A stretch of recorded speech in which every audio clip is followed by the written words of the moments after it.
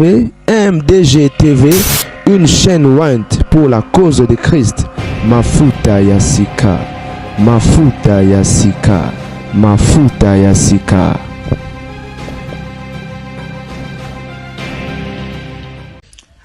Mbote bandeko ba bolingo lelo moko na yenga to ko bana masolo ya basantu la mifa bandeko na lingi bocha matoi bocha vraiment matoi na vidéo. Écoutez cette vidéo s'il vous plaît. Bocha matoi boyo kayango. Shalom bien mes frères et sœurs, soyez bénis dans le nom de Jésus. Paix et grâce de notre Seigneur Jésus-Christ pour votre partage. Boyo kamamba je vais vous donner une révélation que le Seigneur m'a faite par sa grâce. Boyoka. Alors que je suis en train de faire cette vidéo, partagez s'il vous plaît. Mercredi 11 mars 2026. Partagez s'il vous plaît. C'était hier que le Seigneur m'en avait parlé. Alors, Dieu par sa grâce m'a mené dans une vision en esprit à Kinshasa. À Kinshasa, la capitale de la RDC. Et dans cette vision-là, je me suis retrouvé dans un lieu public. Alors, pendant que j'étais en train de regarder dans cette vision, dans cet endroit, on me dit ici, c'est des bonhommes, des bonhommes, des bonhommes. C'est dans cet endroit-là que je me suis retrouvé. J'étais en train de regarder là. J'ai vu des hommes en train de distribuer des prospectus comme des espèces, des invitations aux gens. Quelque chose comme ça. Alors, pendant que ces gens étaient de distribuer ces prospectus, ils n'avaient pas de tête. Je voyais juste le cou jusqu'en bas, mais ils n'avaient pas de tête. Et j'ai compris que ce n'étaient pas des humains normaux. C'était des démons en fait, mais déguisés en humains. Et ils étaient en train de remettre des invitations. Mais je voyais clairement, ces invitations-là avaient la couleur jaune. Et ils remettaient aux gens dans cet endroit-là de Kinshasa. C'est quoi on appelait des bonhommes. Des bonhommes. Et pendant que moi j'étais en train de voir la scène, le Saint-Esprit commence à me parler. L'Esprit de Dieu me dit, tu sais ce que tu es en train de voir. L'Esprit de l'Éternel m'a dit ceci. Des gens que tu vois, en fait, il y a une forte délégation qui est venue de l'Occident. Ils sont venus en Afrique. Une très forte délégation, mais ce sont des occultistes. Ils sont dans le monde des ténèbres. Alors, ils ont comme but de recruter des jeunes, des personnes, en fait, qui puissent adhérer dans leur secte.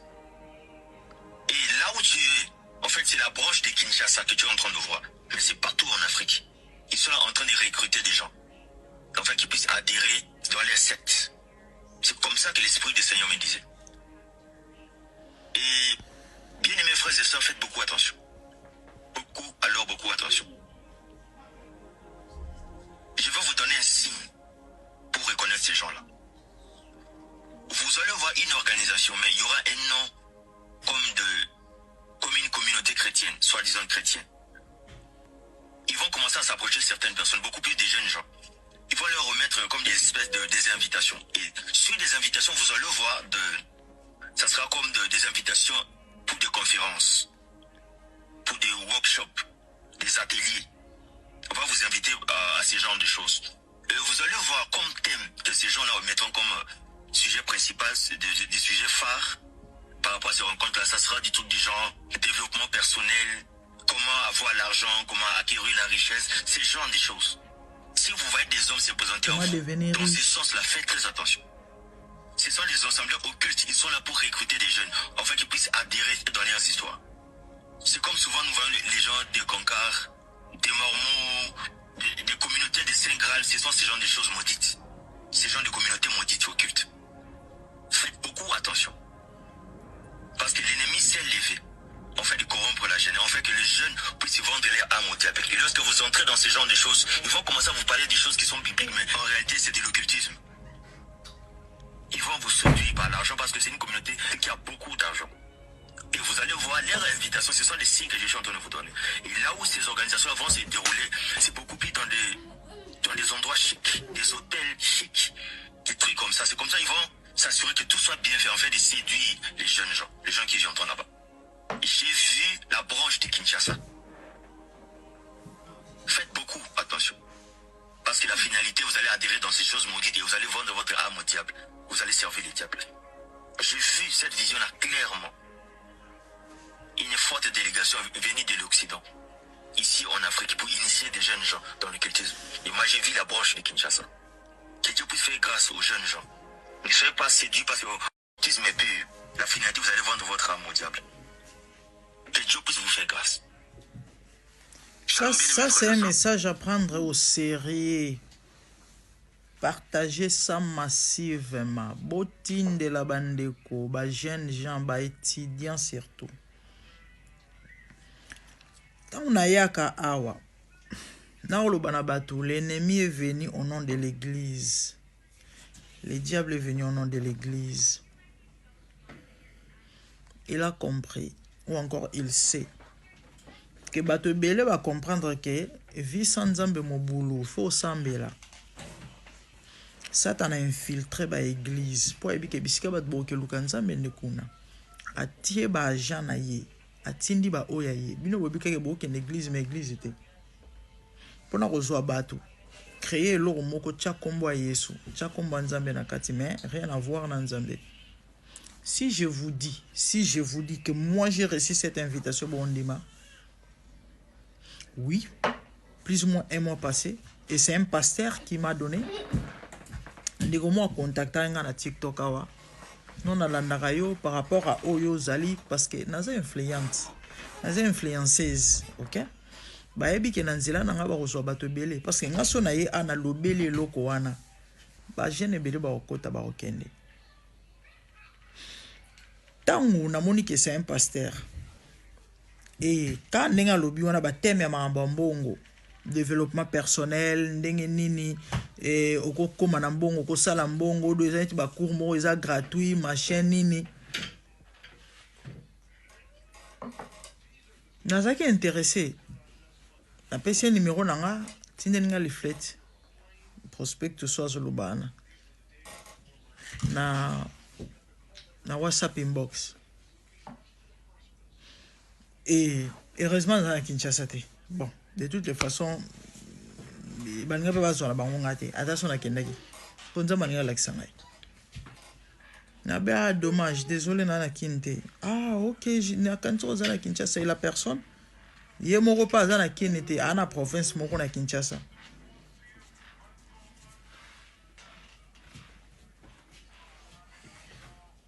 Allez-y comprendre.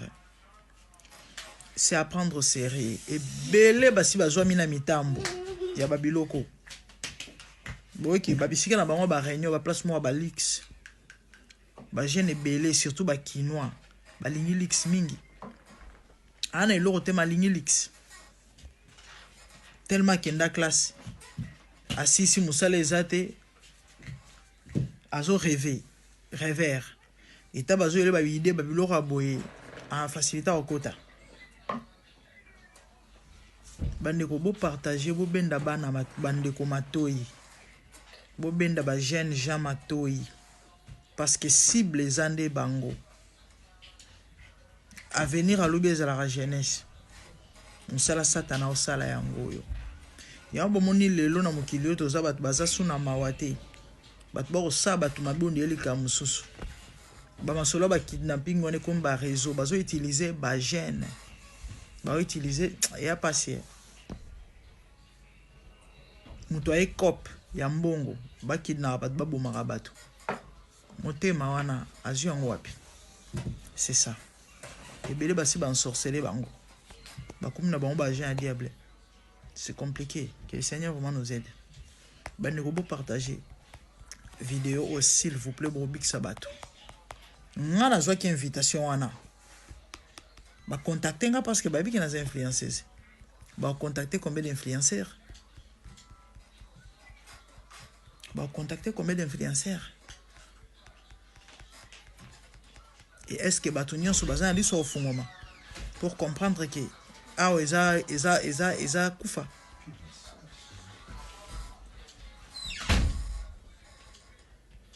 Donc influencer combien de personnes? C'est ça. Bandeko, je crois le message est passé. Et belete bana miso ofungoma pona omona mato ofungoma pona oyoka et belete. Et faites très attention. nyonso ebriak eza olo te hein. Naloba on touche chaussure gonflée n'est pas Jimmy Weston. Faites très attention à l'invitation. Faites très attention à l'église. Nalobela mambo ba invitation. Kufa, ba pesio kufa yo zo ebate. Et salut la famille, je vais chiter en disant ceci. Naouti ko lobela recrutement à Bagène par des occultistes. Baye au nom de l'église. Ba réunion na ba église. Et topé Babylon mot déjà chrétien, gospel, yanzambe. Je crois Bolandi vision Mosel Nzamba Zwaki. Amoni batu bazanga metu. A comprendre ino baba imente ba démon. Mais balati banzoto batu. En passant quelques semaines passées na pesabino vision moko comme tout partager avec un homme de Dieu moi bamboule l'équipe. Moi bamboule l'équipe penza moi ebele. Absinga grande dame tamam namoni na butu. Namoni ange déchi. A chita à partir à l'icolo. Azo kweya. Mais plus azo kita. A changer ba forme. Tant a kiti na mokili. Aniati mabela comme motu. Un moment namoni alati veste. Na Bible na maboko.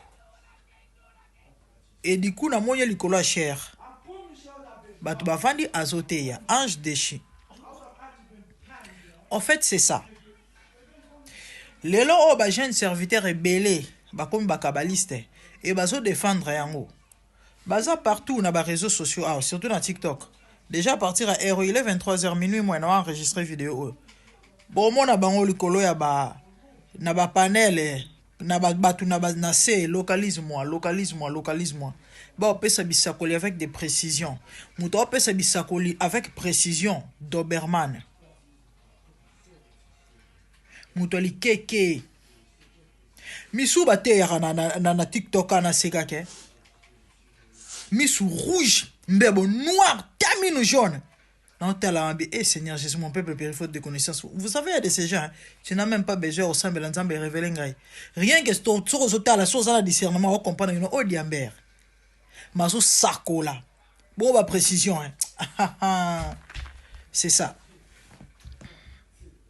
Bah, baby, si, bah, jeune et belé, bah, comme bah, kabbaliste.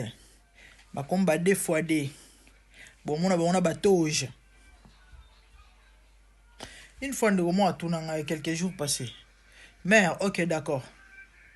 Tondimi. Kola tatouage. Et ça d'actualité. Est-ce que ça les somme somme la terre? Problème est ça les somme te. Problème est ça pourquoi tu vas la tango. Et belé bala tatouage. Baba initié. Ya moko ya ba inconscient baza parce que quand on la za malana ngulo. Po ya mona yelo ya sala ye pa ke sala. Mazo ba signification ma bazo sala te. Na lobela makambo yo. Période de ma guerre de Indara Awa. Je crois que c'était l'année passée. Maintenant, on va revenir. Quand j'ai l'année malheureusement, on a préparé qui pendant na lobela bino sur la Kabbale. Ah, bon, c'est pour un Zambie. Et bon, comprendre ma belé. Mais bah, tant. On a sali 2 semaines à congé, mais maman est. Façon de te tungi singa. Na kwa hiyo tata ko enjoy congé ngote. Menza mala contrôle et simba parce que le diable savait na okane la congé o. Na pena na révéler bino makambo. Mais na biki nzamba va permettre ngonye ezwama. Congé ou pas. Parce qu'on a les mandats.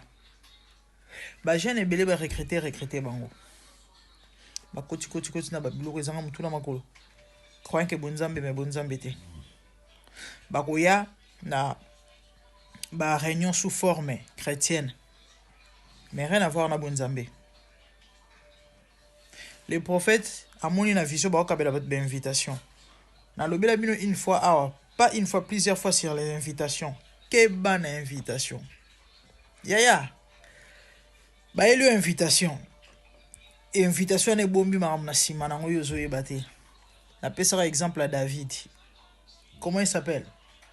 Il y a Iri. Iri a kufa le kola invitation hein. Aye barate elo eboma mai na sima invitation. Azo invitation à Mokondi.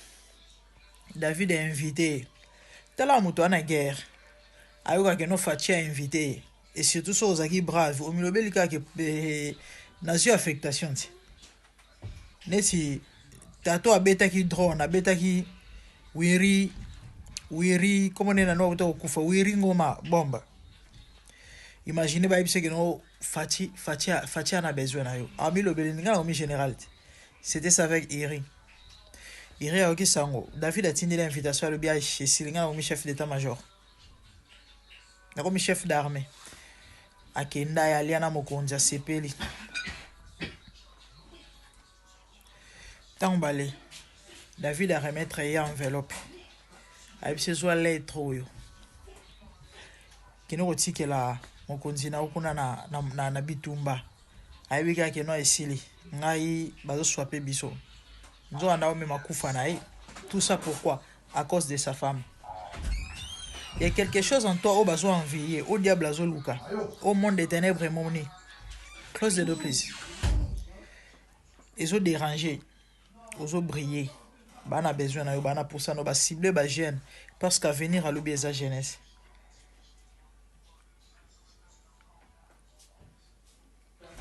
Aux yeux invitation, aux yeux battre l'invitation na mambo bomba mimuna. Et c'est loko esa kati na onde ba en besoin. Mais au moins invitation. Ba présenter ceux qui ba nini. Ba ono ba ko aider yo comment ko bonga na vie. Ya on bo moni. Ba thème ba faux prophète nyonso. Ezaka basé sur mbongo ouais. Ba masona ba on likolo ba cher ezaka masolo mbongo. Ba vision ba poser au son ba jet privé. Ya ko tonga l'église le plus beau de l'Afrique. Pour ça nzambe za batu babika. Rôle ya ba serviteur de Dieu, ya ba ministre déjà pour préparer l'église pour l'enlèvement. Et si lui, l'homme soudé. Parce que tout passera.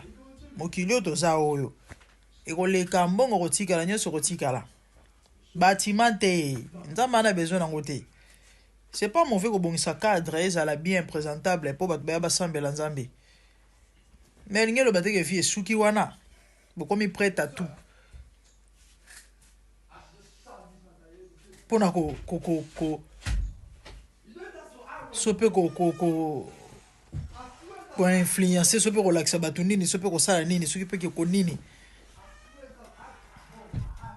matalana na kata église nzambe bien bon le ba pasteur ba prophète ba komba defade ba bongo simba ba kisi ba kom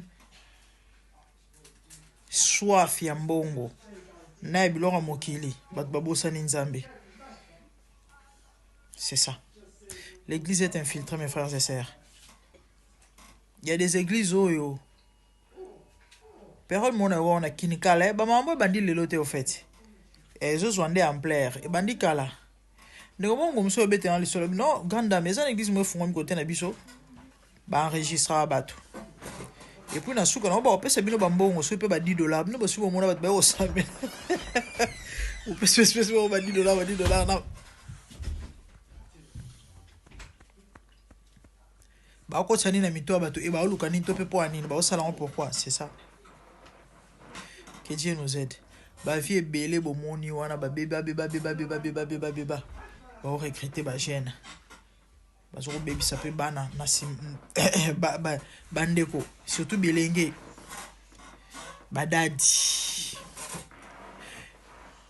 Mikolo leki na solina jeune prophète mo epsinga a Kenai France ba mataki vol moko na apôtre nanyo abisinga mère obi na ko fixer regarder nga biso ko katin bwana niveau mode et via c'est au moins loin yo amutu mususu oh yo amutu wana yo zelo ko tena bi kanda obi no ko hotel na biso ko hotel na longite ko katin yo ana se yo ana so ko katin na ko mina niveau na to ko mabele lo de wana se. C'est ça. Parmi bateau yo, ba robete la maboko lelo ba grand.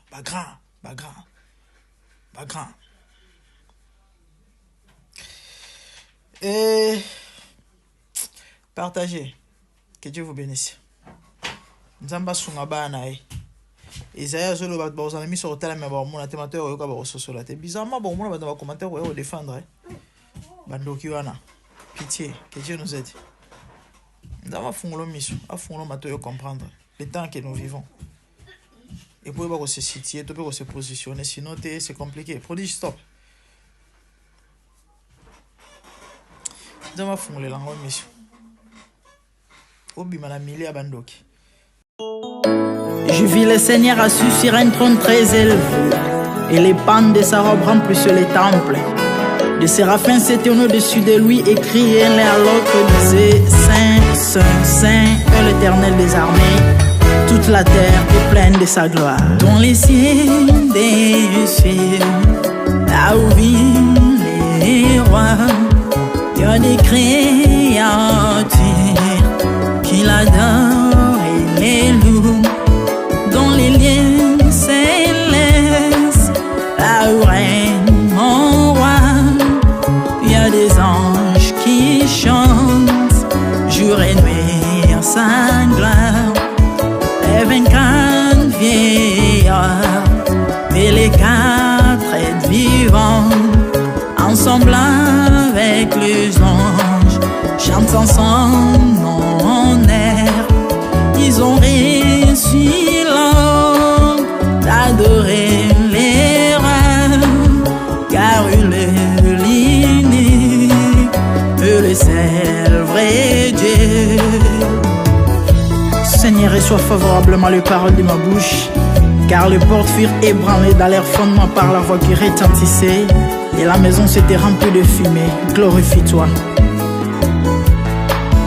Dans les cieux, sur la terre, même sous la terre, toute langue confesse que Jésus est Seigneur, car il est élevé au-dessus de toutes choses, et son nom est au-dessus de tout nom.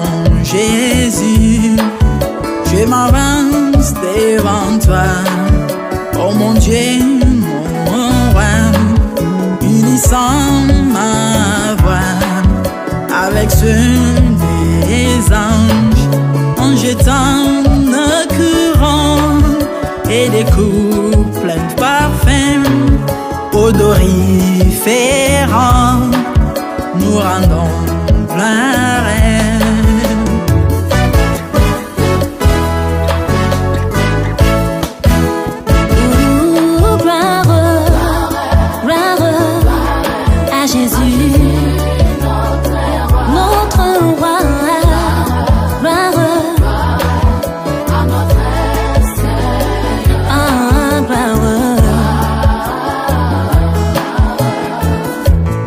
Chantons gloire à Jésus.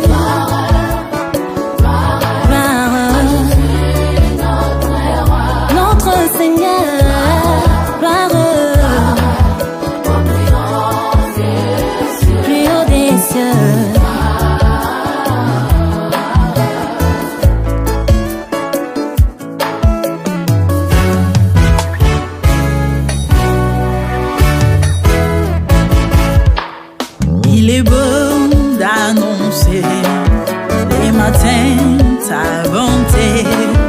Voici mon sacrifice, la louange de ma bouche, les fruits de mes lèvres qui confessent ton nom en poussant des cris, car tes œuvres sont grandes.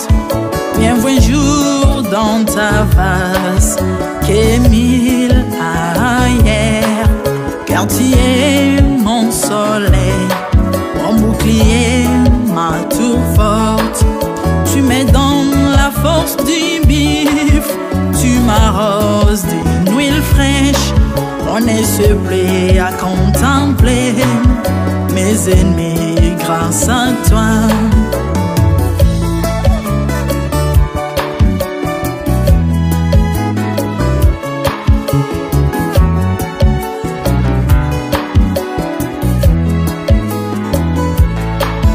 Je prospère dans tes parvis, je porte des fruits, même dans ma vieillesse, plein de sève verdoyant, Comme le palmier, les justes croissent et s'élèvent comme les cèdres du Liban planté dans les jardins de Dieu. Dieu des vengeances s'élève pour venger mes ennemis. Il mettra la fin à la malice de leurs œuvres, car il est le Tout-Puissant, l'Éternel des armées, El Shaddai Adonai, El Elyon Sabaoth.